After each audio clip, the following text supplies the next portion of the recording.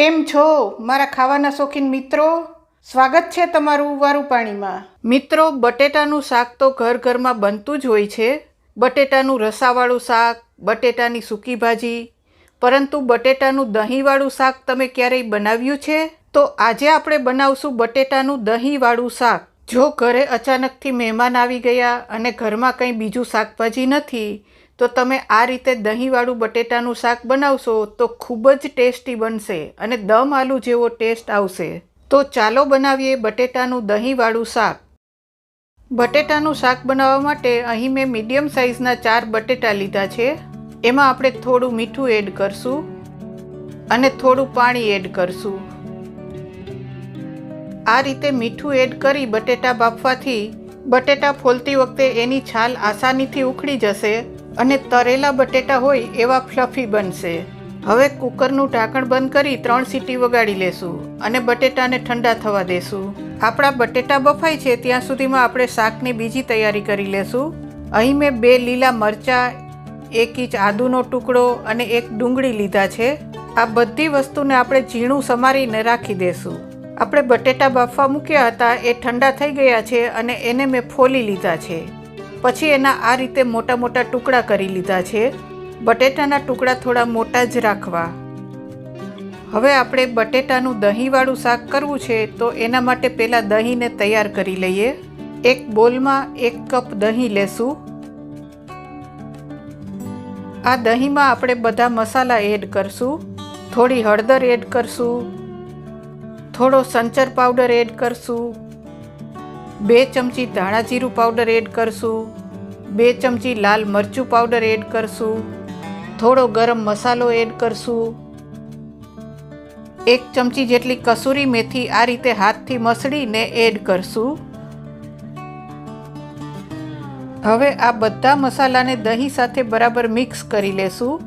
જો આમાં તમારે થોડી ખાંડ એડ કરવી હોય તો કરી શકો. મેં ખાંડને સ્કીપ કરી છે. બરાબર મિક્સ કરી અને આને પણ આપણે સાઈડમાં રાખશું. પછી એક કડાઈમાં 2 ચમચી જેટલું તેલ લેશું અને તેલને ગરમ થવા દેશું. તેલ થોડું ગરમ થાય એટલે આપણે એમાં અડધી ચમચી જેટલું આખું જીરું એડ કરશું. જીરુંને બરાબર ફૂટવા દેશું. જીરું થોડું બ્રાઉન કલરનું થાય એટલે આપણે એમાં થોડી હિંગ એડ કરશું. પછી આપણે જે એક ડુંગળી ઝીણી સમારીને રાખી હતી એને એમાં એડ કરશું. હવે આ ડુંગળી થોડી ગોલ્ડન બ્રાઉન થાય ત્યાં સુધી આપણે એને સાતળશું. જો તમારા ઘરમાં ડુંગળી લસણ ના ખવાતું હોય તો તમે આ શાકમાં ડુંગળીને સ્કીપ પણ કરી શકો. ડુંગળી, મરચાં, આદુના ભાગનું થોડું મીઠું એડ કરશું. હજી આપણે આમાં લીલા મરચાં અને આદુ ઝીણા સમારેલા એડ કરશું. મિત્રો, આવી જ નવી નવી રેસીપી જોવા માટે મારી ચેનલને સબસ્ક્રાઈબ કરો, લાઈક કરો, શેર કરો, કોમેન્ટ કરો. ડુંગળીને આપણે બહુ ગોલ્ડન બ્રાઉન કરવાની જરૂર નથી. બસ થોડી થોડી ગોલ્ડન બ્રાઉન થાય પછી આપણે જે 2 લીલા મરચાંને ઝીણા સમારીને રાખ્યા હતા એને એડ કરશું. આદુને પણ મેં આ રીતે ઝીણું સમારીને રાખ્યું છે, એને પણ આપણે આમાં એડ કરશું. જો તમારે આ રીતે આદુના ટુકડા એડ ના કરવા હોય તો તમે આદુ મરચાંની પેસ્ટ પણ એડ કરી શકો. આદુ મરચાંને પણ આપણે 1 મિનિટ માટે સાતળી લેશું. આ રીતે આદુને ઝીણું સમારીને એડ કરશો તો શાક ખાતી વખતે મોઢામાં જે આદુના ટુકડા આવશે એનો ટેસ્ટ ખૂબ જ સરસ લાગશે. પરંતુ જો તમારા ઘરમાં નાના બાળકો છે અને આદુ મરચાંના ટુકડા મોંમાં આવે એ પસંદ નથી તો તમે એની પેસ્ટ પણ એડ કરી શકો. હવે આપણા આદુ મરચાં પણ 1 મિનિટ સંતળાઈ ગયા છે. આદુ મરચાં 1 મિનિટ સંતળાઈ જાય પછી આપણે જે દહીંમાં બધા મસાલા એડ કરીને રાખ્યું હતું એ દહીંને આમાં એડ કરશું. દહીં એડ કર્યા પછી આપણે એને કન્ટિન્યુ હલાવતા રહેવાનું છે, નહીં તો દહીં ફાટી જશે. જ્યાં સુધી દહીં બરાબર ઉકળી ના જાય ત્યાં સુધી કન્ટિન્યુ એને હલાવતા રહેવાનું છે. મિત્રો, હજી સુધી મારી ચેનલને સબસ્ક્રાઈબ નથી કરી તો ફટાફટ સબસ્ક્રાઈબ કરો અને બાજુમાં રહેલા બેલ આઇકનને ક્લિક કરો જેથી મારા દરેક નવા વિડીયોની નોટિફિકેશન તમને મળતી રહે. હવે આપણું દહીં બરાબર ઉકળી ગયું છે. આ રીતે દહીં બરાબર ઉકળી જાય એટલે આપણે જે બાફેલા બટેટાના ટુકડા કરીને રાખ્યા હતા એને આમાં એડ કરશું. બરાબર મિક્સ કરશું.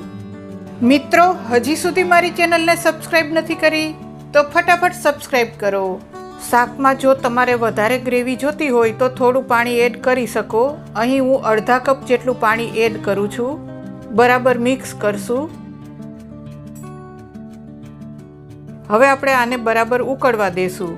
હવે આપણે આમાં બીજા કોઈ જ મસાલા એડ કરવાની જરૂર નથી, કારણ કે આપણે દહીંમાં બધા જ મસાલા એડ કરી દીધા છે. છતાં તમારે આ સ્ટેજ ઉપર ચાખીને જોઈ લેવું. જો તમને કંઈ નાખવાની જરૂર લાગે તો નાખી શકો છો. આ શાકમાં જો તમારે થોડી ખાંડ એડ કરવી હોય તો કરી શકો. મારા ઘરમાં મારા સનને થોડો ખાટો ટેસ્ટ પસંદ છે, તો હું આમાં ખાંડ એડ કરતી નથી, ખાંડને સ્કીપ કરું છું. હવે આપણું શાક બરાબર ઉકળી ગયું છે અને તેલ પણ છૂટું પડવા લાગ્યું છે. હવે આપણે ગેસને બંધ કરી દેશું. ગેસ બંધ કર્યા પછી થોડા લીલા ધાણા એડ કરશું અને બરાબર મિક્સ કરશું.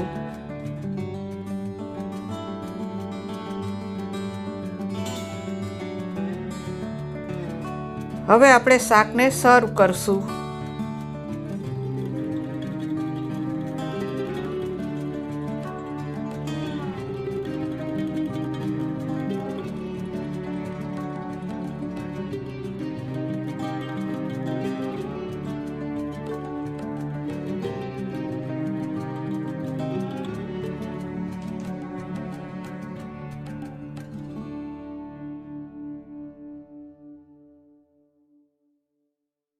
તો તૈયાર છે આપણું ખૂબ જ ટેસ્ટી, ખૂબ જ ઝડપથી બની જતું દહીંની ગ્રેવીવાળું બટેટાનું શાક.